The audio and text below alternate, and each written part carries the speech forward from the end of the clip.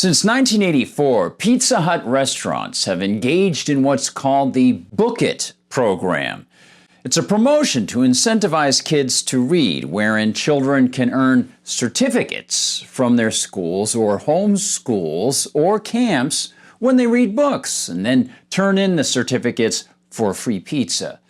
As part of the program, the restaurant promotes certain books, now including, yeah, you got it, now including an in-your-face tool of the senseless woke agenda. Hi folks, I'm Gardner Goldsmith for MRC-TV. You know, on June 2nd, libs of TikTok, they're so evil. Libs of TikTok revealed on their Twitter feed that the Pizza Hut chain has selected a publication to fit Pride Month. A children's book promoting the idea of a little boy dressing in drag.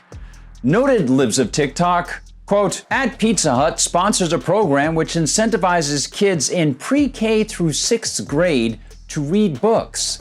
This week, one of their suggested books is Big Wig, a book about a child who becomes a drag performer." And that's not a typo. It's an insult to parents. It's an abuse of free speech, and it's a perversion of the proper adult-child relationship.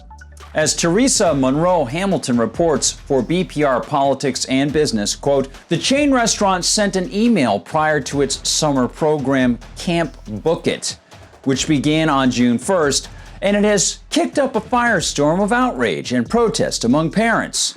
Big Wig, written by Jonathan Hillman, recounts the story of a little boy who likes to dress in drag and dons a wig that gives magical powers to those who wear it." And she notes that the pizza chain picked the book to coincide with Pride Month, because everything in corporate America, but not in countries like Saudi Arabia, where many American corporations sell their products but don't engage in this wokeism for some really inexplicable reason. Everything in corporate America has to be so overly full of pandering that parental control, grammar, and even the innocence of kids have to be sacrificed to the woke Moloch of sex act identity. Adds Monroe Hamilton, the plot of the book is both slyly and overtly transgressive and creepily appealing to kids. Quote, "When a child dresses in drag to compete in a neighborhood costume competition, he becomes BB Bedazzle. A key part of BB Bedazzle's ensemble is a wig called Wig. Together, they are an unstoppable drag queen team. But Wig feels inadequate compared to the other bigger wigs. When Wig flies off BB's head, she goes from kid to kid, instilling confidence and inspiring dreams in those who wear her," the book's description reads. So the magic wig is anthropomorphic and carries out the role of superpower granter that's so appealing to kids. And of course, to those who want kids to see cross-dressing as somehow liberating. If the word grooming might come to your mind, well, you're probably not alone here. On June 3rd, Based Librarian reiterated the unease felt by libs of TikTok and added, quote, "As mentioned by @libs of TikTok, @Pizza Hut is sponsoring a program to encourage kids to read these books. They want your kids to be drag queens." Now, if those with whom you speak about this doubt such a contention, draw their attention to more of what Ms. Monroe Hamilton reports. Quote, "In the spirit of Julian is a mermaid, this irrepressible picture book celebrates drag kids, individuality, and self-confidence from the perspective of a fabulous wig," the description also states. Simon & Schuster published the book in February. The BookIt description contends that it celebrates the universal childhood experience of dressing up and the confidence that comes with putting on a costume.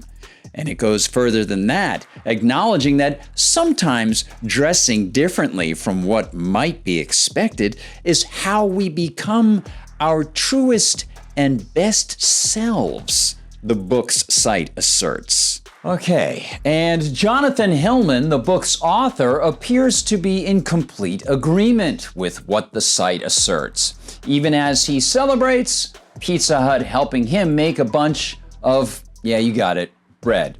Quote, "Hooray! Thank you at Pizza Hut for featuring Big Wig and for the many pizzas over the years. I grew up doing BookIt, so this is really special. And thank you at MyChow3TS for sharing. Hashtag pride at Levi Hastings Art at Simon Kids." By the way, Simon Kids, that's Simon & Schuster, one of the biggest publishers in the world. Their kids division published this book, right along with their wonderful publication, I Dissent, celebrating pro-abortion Ruth Bader Ginsburg for all the kids who might have survived abortion and learned to read. Reactions to Pizza Hut have been swift, including tweets such as this one from syndicated journalist Kyle Becker. Quote, "Hi at Pizza Hut. Are you aware of how many pizza restaurants there are that don't try to turn kids into drag queens? Ask your marketing department if you don't know the answer." But there haven't been as many protestations and responses directed at Simon & Schuster. Or perhaps that'll change as word spreads.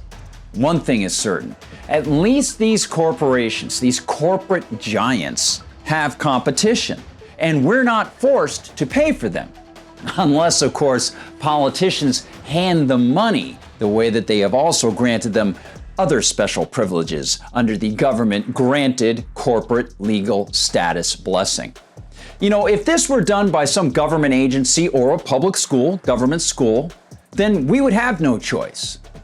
Which reminds me to ask folks if they've taken a look at their school libraries to see what they're being forced to buy through taxation.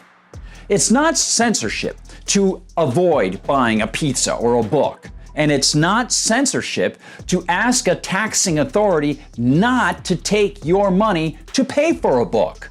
The censorship occurs when politicians take away your choice by taking your money.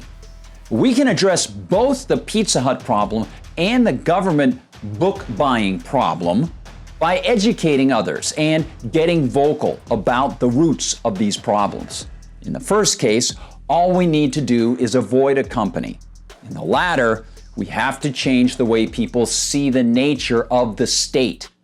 Far too many people see it like that magic wig in the disturbing book. They see it as empowering, cozy, a blessing. In fact, government funding, like the wig in the kids' book, is perverse and transgressive. As MRC-TV director Eric Shiner often notes in his weekly Wacky Mole productions, it's a good idea to find out who is behind these attacks on morality and contact these businesses. He provides the names of companies that has sponsored disastrously biased left-wing media segments, and he offers their phone numbers to make it easy to get in touch. It's something to consider when thinking about, Pizza Hut. Yeah, we can make some moves when we're free to do so. And changing the government might take a little bit more work. Thanks so much for watching, everyone. Thanks again for coming out and watching our videos and sharing the videos as well. And please visit us on Rumble and on YouTube. Remember, Rumble doesn't censor us. You can find us at MRC-TV. You can find us at TikTok. You can find us at Twitter. You can find us on Instagram, and you can find us in the Facebook MRC-TV page. And when you go to MRCTV.org, head to the MRC Store. I can be found at Twitter, I'm at Gard Goldsmith, and on Gab, I'm at Gardner Goldsmith. For MRC TV, yeah, no wig, I'm Gardner Goldsmith.